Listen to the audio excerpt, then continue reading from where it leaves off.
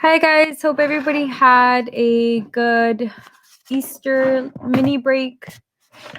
We're gonna be reviewing for the Unit 8 test. So this is a review. It's gonna be 10 questions. It's very similar to the test. So make sure you're paying attention, okay? And also make sure you ask questions to your teachers if you don't understand something.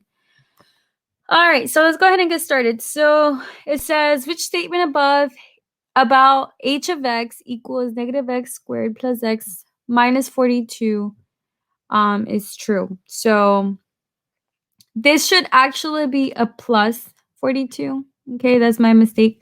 On yours is a plus 42, but just whenever I was making this, I realized it was a minus, so I went back and changed it. So on yours is a plus 42, but right here I'm changing it to a plus 42 because I hadn't changed it yet. Anyways, so the best way to do this one is to use decimals. So right above your question, you should see the decimals. And if you just graph this exactly how you see it, you're going to find where it crosses the x-axis. Okay, so if you don't know what zeros is, so zeros is the same thing as x-intercepts. Okay, and you should know by now what x-intercept is. X-intercept is where it crosses the x-axis. Okay, so it crosses the x-axis. So look at where this graph crosses the x-axis. Now I already graphed mine, and I see that it crosses at -6 and 7. Okay, so remember, whenever we're in factored form like this, it's the opposite. So it should be a +6 and a -7, which would be A. I believe on yours it's a -6 and then a 7. So these are flipped. I went back and changed those. So yeah, they should be flipped, but yeah, the answer would be this one. All right, so that one's pretty easy. Let's go ahead and move on. Which statement about g of x equals x squared minus 256 is true? Again, use decimals. Decimals is your best friend, okay? So just graph this, and I'm gonna do it on my computer. This program that I'm using doesn't let me show my screen, so go ahead and do it on yours, and then we'll see if we get the same thing. Okay, so for me, it crossed at -16 and +16. So again, whenever we have it in our factored form, whenever we have it in our factored form like this, it should be the opposite, or you can see right here, once they found the zeros. Remember, zeros is whenever you make this equal to 0. So x plus 16 equals 0. You're solving for x. So to move the 16 over, you do -16 minus 16. So that's how we get x equals -16. And same thing for the other one. So out of all the answer choices, this is the only one that matched. This one was very similar, but it's not this one because this is a double root. And we know that double roots, it only crosses once at the x-axis. And for us, it crossed twice. So that's why it's not that one. All right, moving on. Which graph best represents -x squared plus 5x minus 6? Again, use decimals, or if you like to do this by hand, first of all, the negative right here tells you that it's going to be a reflection across the x-axis. So it's going to be a facing down parabola like this. Okay, I wasn't able to include all of the answer choices on this slide because it was too big and it was going to be too much. But you're able to scroll on yours to see which ones you can eliminate. So eliminate the ones that are like this because that's a positive graph. We're looking for a negative graph like this. Okay, the second thing is that it's at -6. So your your y-intercept is going to be at -6.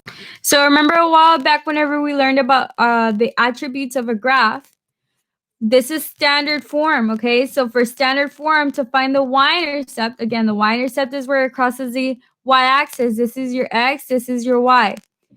It's going to be 0, c.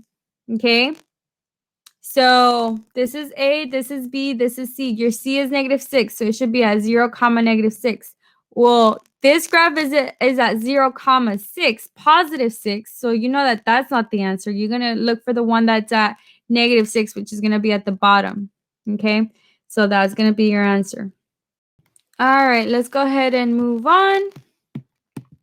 What are the domain and range of h of x equals negative 2 over 3, x plus 4 squared plus 24? All right, so we know that domain for quadratics is always all real numbers. So domain, even all the answer choices are all real numbers. So that's not gonna really help us. So the range, well, look at the y-intercept, okay? You can graph this on decimals. Look at where it crosses, sorry, not the y-intercept.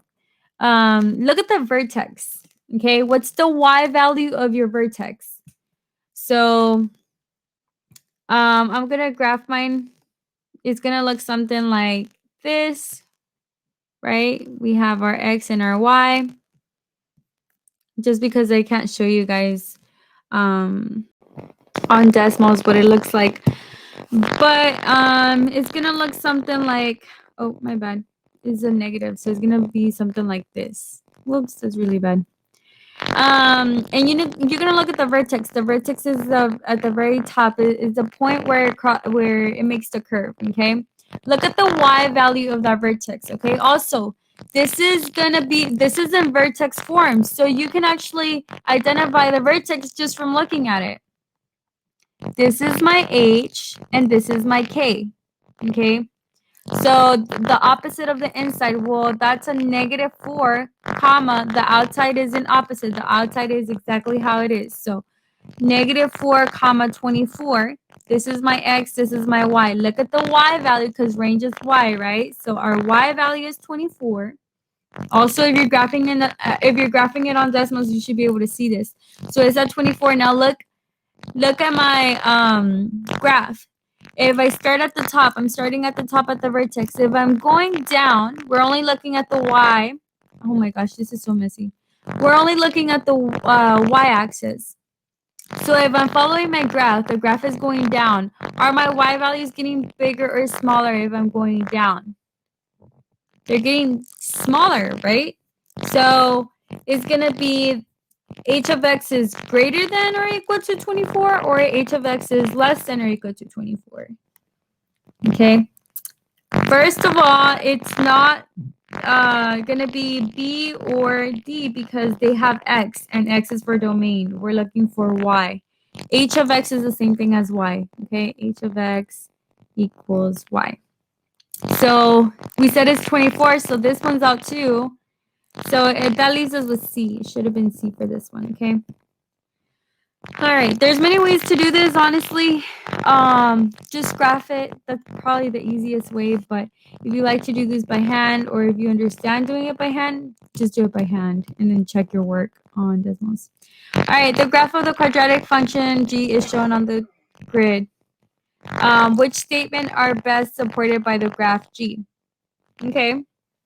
So they give us 3 statements. They say the x-intercepts are located at 1, 0, 1, 0 right here, and 3, 0. Is that true? Well, this is the x-axis, and the x-intercepts is where the graph crosses the x-axis, so this is true. So 1 is true. 2 says the coordinates of the y-intercept are 0, 3. Well, 0, 3, if you zoom in, I'm going to zoom in a little bit. 0, 3, it looks like it is, but no, it's not. It's not quite there. Let me go back a little bit. It's not quite there. It's like in between 2 and 3, so it'd be like 2.5. So they're trying to trick you there. So 2 is not it, okay? So that one's out. The last one says the axis of symmetry is x equals 2. Well, remember, axis sounds like x is, okay? So x is equal to what? You look at the vertex and you look at the x value. So the vertex is right here. That vertex is 2, negative 1. What's the x value? This is x, this is y. So x equals 2? Yes, that's true.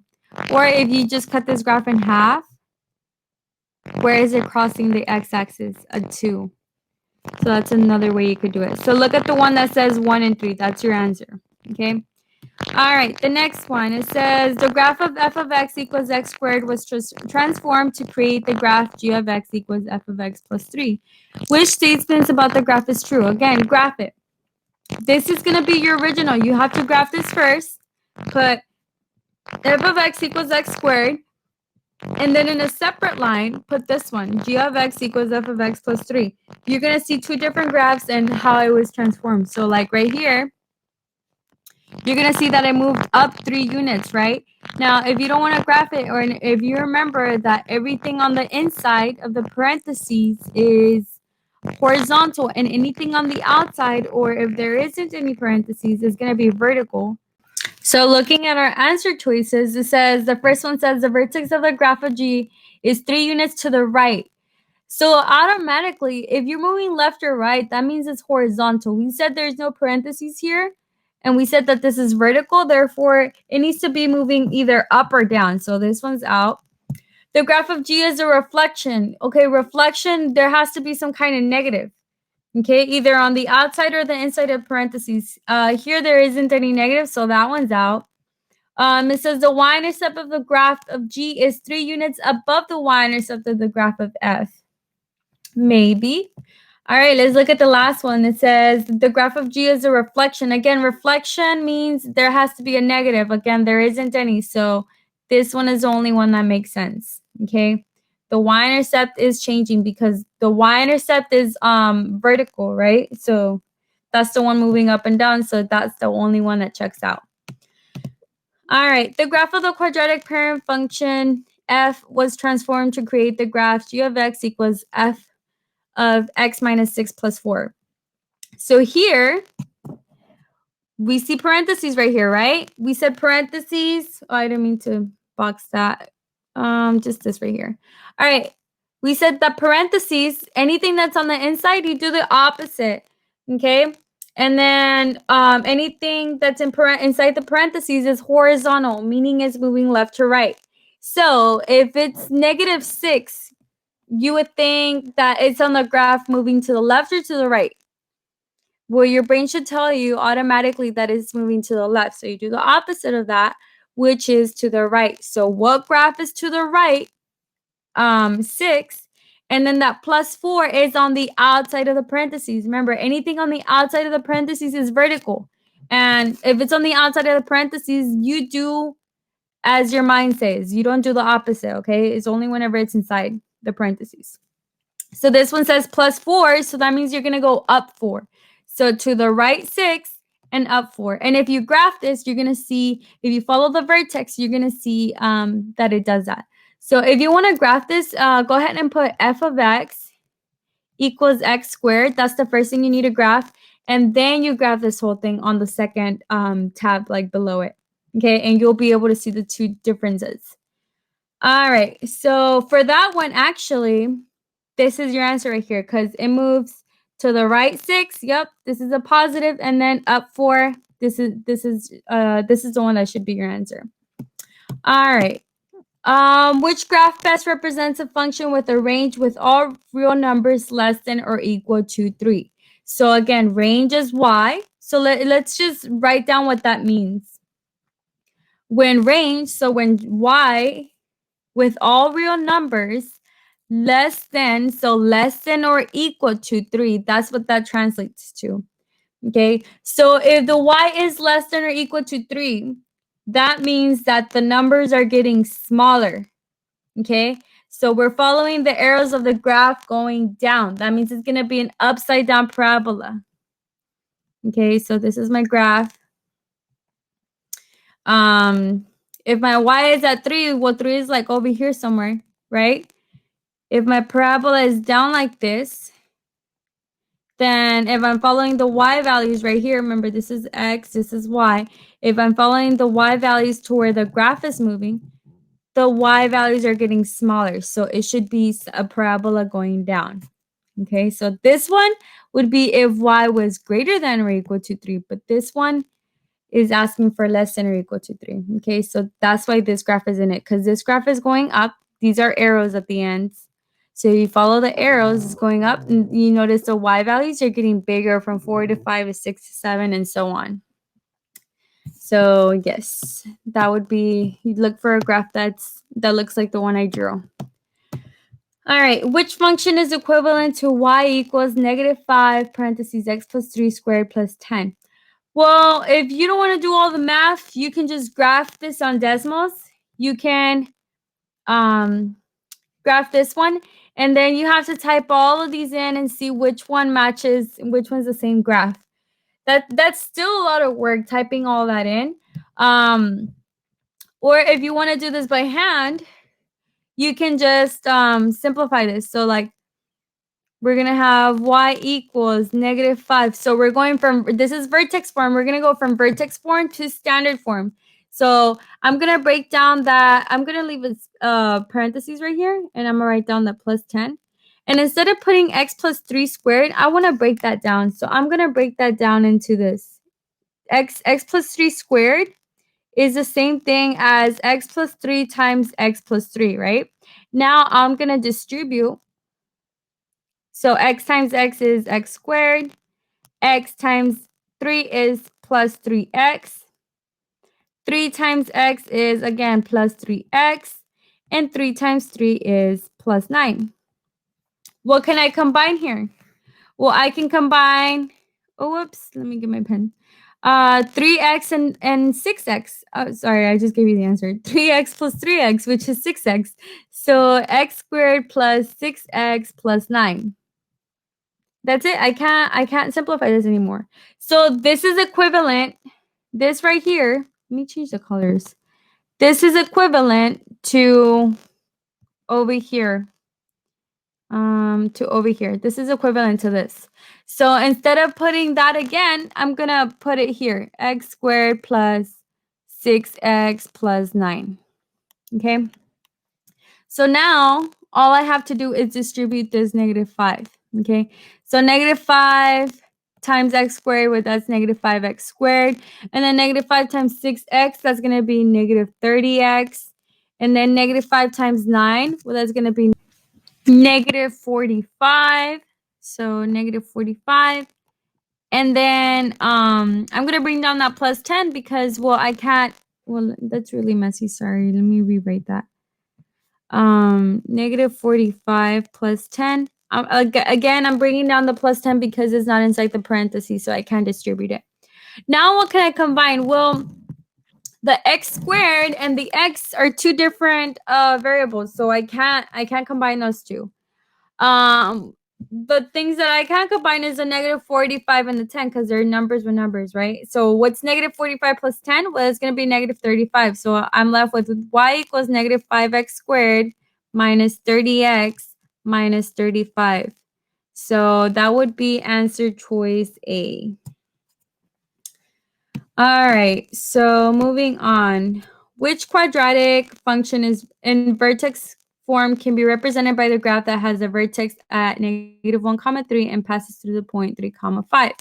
So again, you can use decimals and graph all of these answer choices and see which one has the vertex of -1, 3 and which one also goes to that point 3, 5, and that would be your answer. Or if you want to do this by hand, the vertex we first label, okay? The vertex is going to be h, k. That's how you label vertex. And then the point is x, y. So then vertex form, well, you should know that vertex form is y equals a parentheses x minus h squared plus k. So now let's plug in what we know. We have y equals, we don't know what a is. We have x minus h. H is -1. So put that inside the parentheses, squared plus k, so plus 3. And then we're going to plug in our point also. So y, our y is 5, equals a parentheses x. X is 3 minus -1 squared plus 3.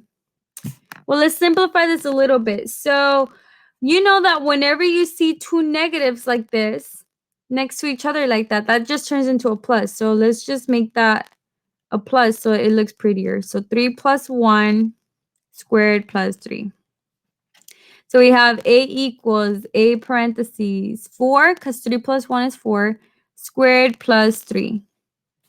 And then we're going to have 5 equals 4 squared is 4 times 4, right? So 4 times 4 is 16. So 16a. And then bring down that plus 3. So what are we solving for here? We're solving for... Oh, excuse me, guys. I'm so sorry. Okay, so I'm going to put a box around my a. And I'm solving for a. So first I have to move that plus 3 over to the other side. So I'm going to do that by doing the opposite, which is a minus 3. So that goes away. That goes away there. And 5 minus 3 is just 2 equals 16a. So I still want to get that a by itself. So now I have to, what operation is this?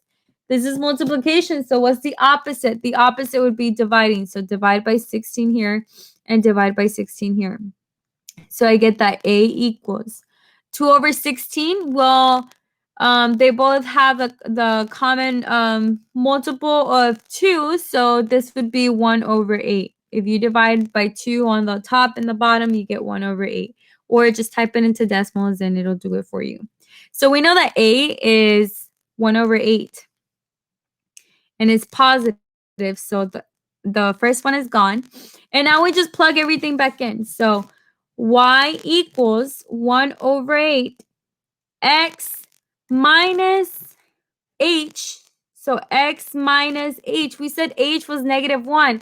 And remember, whenever they have two negatives like that, it turns into a plus. So plus 1 squared. And then plus k, which is plus 3. So which one's that one? That would be... Oh my gosh, there's 2 answer choices like that. I'm going to make sure to change that. So for yours is going to be C, okay? Once I change that, it's going to be C. And that's the end of the review, guys. I hope that was helpful. If you have any questions, please be sure to ask your teacher before you start the test. Good luck on the test, guys. You got this. Don't overthink it. Use decimals. Decimals is your bestie. And y'all are going to do awesome. Y'all have a great day.